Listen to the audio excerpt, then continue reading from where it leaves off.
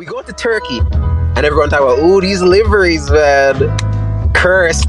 One-off liveries are a curse. Not when you're Sergio Perez, apparently. That was my sexiest moment of the season in the car when Lewis.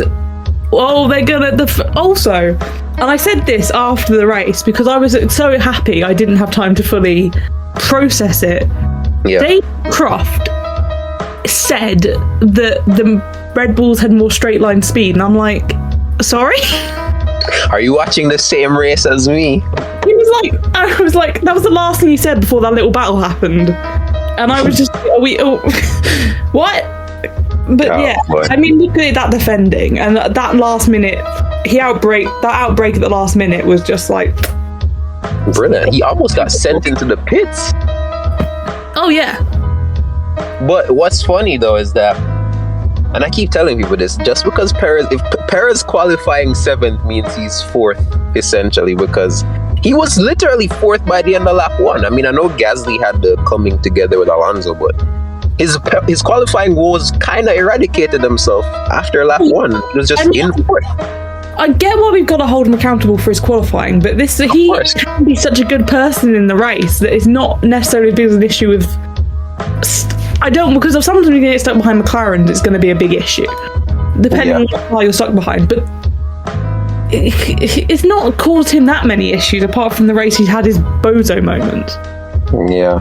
But not only does he pull off a defensive masterclass on Lewis, but he gets Charley at the end. That's beef in Turkey. Only dude to finish on the podium in the last 2 Turkish Grand Prix. That's very iconic. Or is the plural? I think the plural Grand Prix is actually Grand with an S. Prix. I don't actually remember. But it's kind of. I don't like it. How would I even pronounce that? Grand Prix. Huh. Grand Prix. I don't like it though. But anyways, off to the US of A, where homeboy is treated like a hero. Oh, did you hear them chanting for him? Do you know? The crowd loved it. And granted, Texas is like right close to Mexico, so they didn't have to travel far. The Mexican crowd didn't have to travel far. Exactly. But boy, they come out in full force for that man in USA. And look at what they got. We got the race. That man finally switched on the quality. No. We saw this man top 2 practice sessions. Exactly. 2 practice sessions. And then the quality as well. Because then quality. On provisional pole. That was ahead of Max. The cheer for Max when Max crossed, and then he suddenly put on provisional pole ahead of Max was just chef's kiss. Was beautiful because I've never heard that crowd so. Oh, it was great.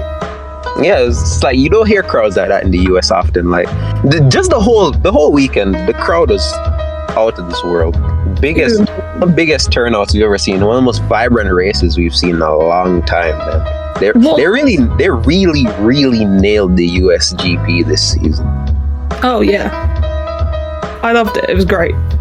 But unfortunately, he didn't really do that much in the race. He didn't have anything for Lewis and Max, and he gets the podium, gets the 2nd podium in a row. First time he's getting back-to-back podium since Baku and France.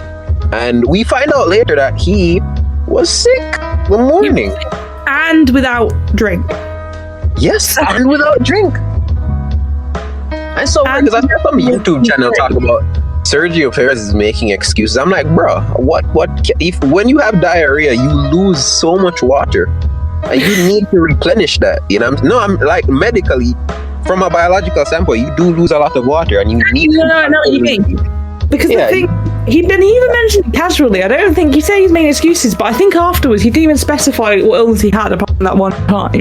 And he mentioned it so casually. I wasn't even really paying attention to television. And he went like he was interviewing, and I was like, oh, it's. And then I heard him say something like, I had diarrhea. I was like, sorry. I was like, you do it. I was like, obviously, they spiked them Red Bull cans because Max was sick too. He wouldn't feel it. Red Bull food. Somebody needs to look into that. But luckily, it didn't matter because despite not having a drink for the whole race. Even Jenson Button was like, hey man, if you do have your drink on a hot day like this, you're thirsty, your vision starts to go. He said that if he made a mistake, that would have been it. Exactly. And the other thing, while we're having this conversation, big up Jensen, because every time Jensen comes this season, he has been Checo's biggest fan. Which is why I love Jenson Button so much. But I have like 5 clips on my phone of Jensen just praising Checo, and I live for it. Like, everyone's like, they hate each other. No, they don't.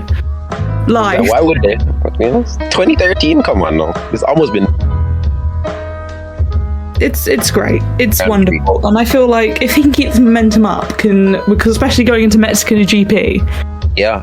And if he really can, honestly, even if he doesn't entirely catch Bottas, which is going to be hard now, if he gets close enough and Max keeps up the momentum pulling away, Red Bull still can clutch the constructors. It's definitely There's a possible. lot to look at. Oh, it's very possible. Yeah, so going into the last few races. What are your thoughts, man? What do you think's gonna happen these next couple of races? If you just take a wild guess, I mean, we're going to his home race. That's the whole reason we're doing this now. That's the whole reason we're having this discussion now. I want to say he's going to keep getting podiums. I feel like the momentum's there. I hope the quali that he had in USA carries through to Mexico.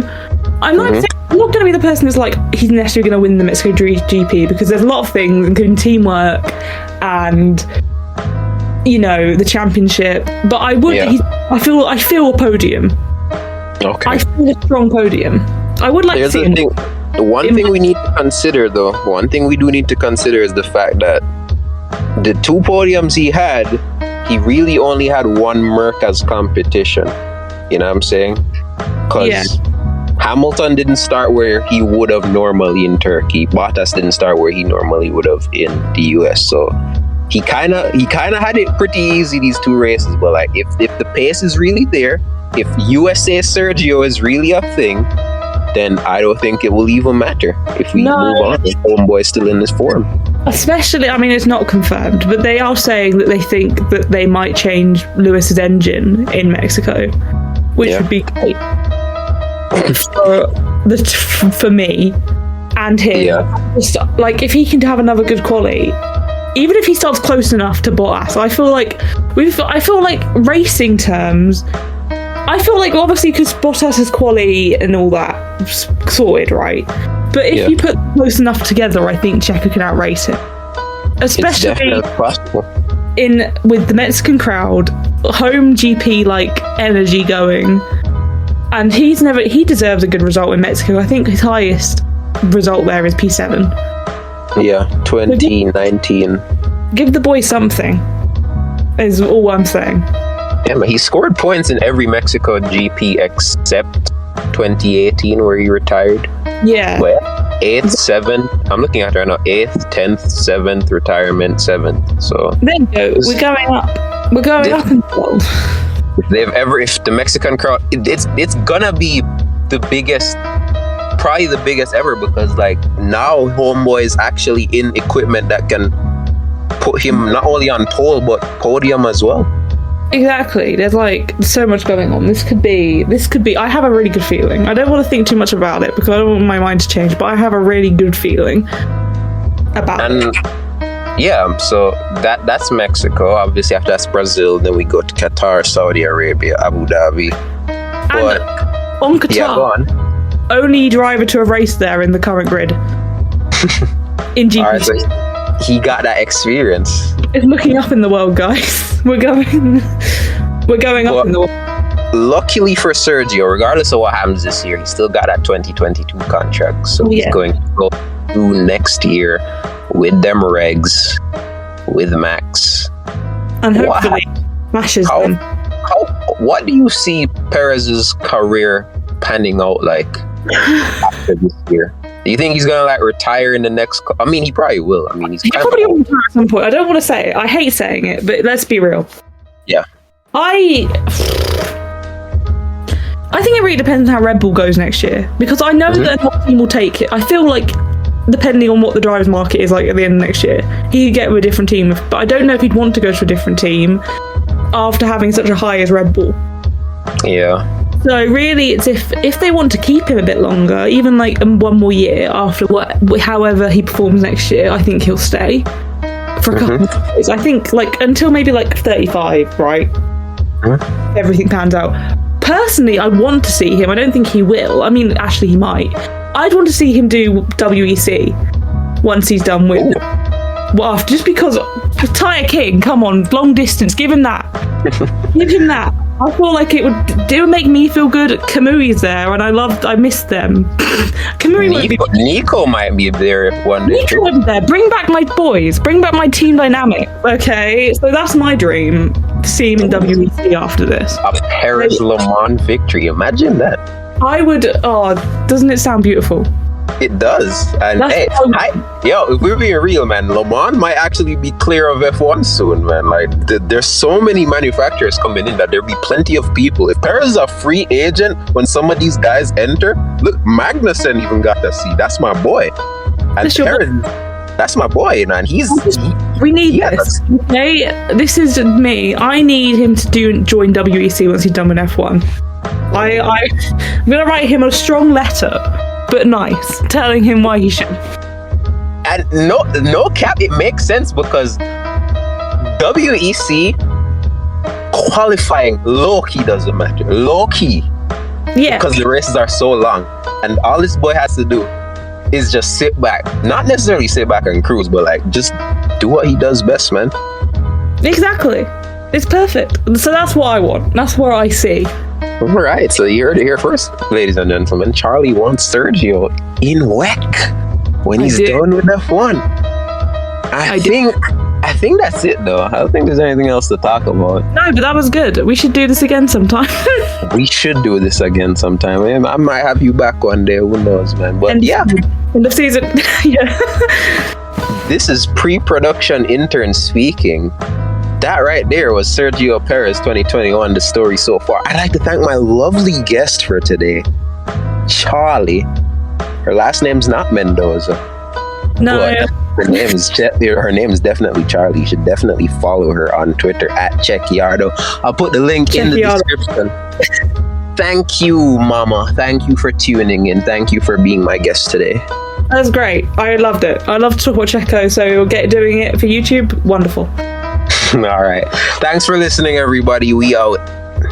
Bye.